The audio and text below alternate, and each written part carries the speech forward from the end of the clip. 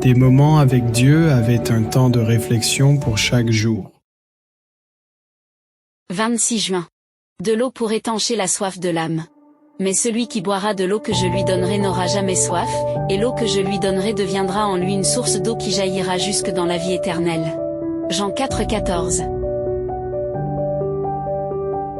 T'est-il déjà arrivé de sentir que même si tout semble aller bien, il y a pourtant toujours un besoin qui n'est pas comblé? Simple pourrait-il que, même si ta vie semble couronnée de succès, tu te sens insatisfait si large? Les renommés pour les plaisirs étaient là.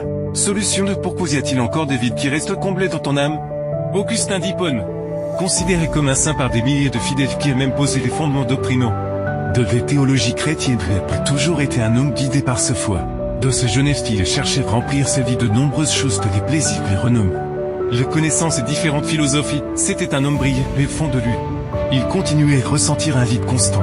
Il a lui-même avoué que bien qu'il ait obtenu ce que beaucoup désiraient, il ne trouvait pas le paix véritable, après des années de quête. Il a enfin fait une rencontre avec Dieu qui a transformé sa vie. Il comprit que cette soif intérieure ne pouvait être étanchée par rien d'humain, mais seulement par Dieu. L'une de ces phrases résume ainsi son expérience que tu nous as créée.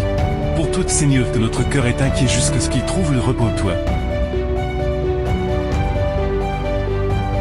Tout ce que le monde peut offrir peut apaiser la soif de l'âme pendant un instant, mais seul le Christ peut combler le cœur, de manière durable.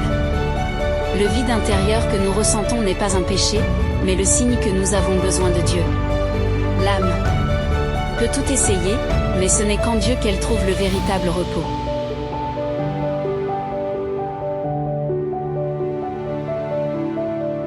Tu as déjà tout essayé, les réussites, les relations, les distractions qui au fond de toi. Tu sais que cette soif est toujours là. Cette soif n'est pas le fruit du hasard. Dieu t'appelle à quelque chose de plus clair et fondé. L'eau du salut de Dieu, de sa justice parfaite et de la transformation qu'elle peut opérer en toi. Changerait tes vies pour toujours. Pourquoi, comme les Samaritains, te veux-tu toujours aller au puits de Jacob pour chercher de l'eau et ensuite quand elle vient je manque? Dois-tu y retourner parce que la soif persiste? Il est temps de dire oui à Jésus. Oui, peu importe si tu es croyante mais que tu n'as vécu que toute théorie de concept. Dis-lui. Même si tu as rejeté son évangile et que tu n'as pas voulu t'engager auprès du Seigneur, dis-lui. Oui, que tu verras que les soifs de ton âme sera étanchée.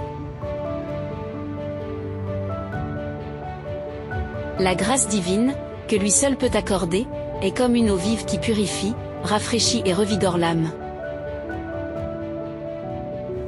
Si tu vas vers le Christ et que tu lui dis oui, il comblerait ton cœur pour toujours, tu découvrirais que ce que tu cherchais à l'extérieur c'est toujours trouvé peu, car lorsque Jésus entre dans ta vie, le soif prend fin et la vraie vie commence.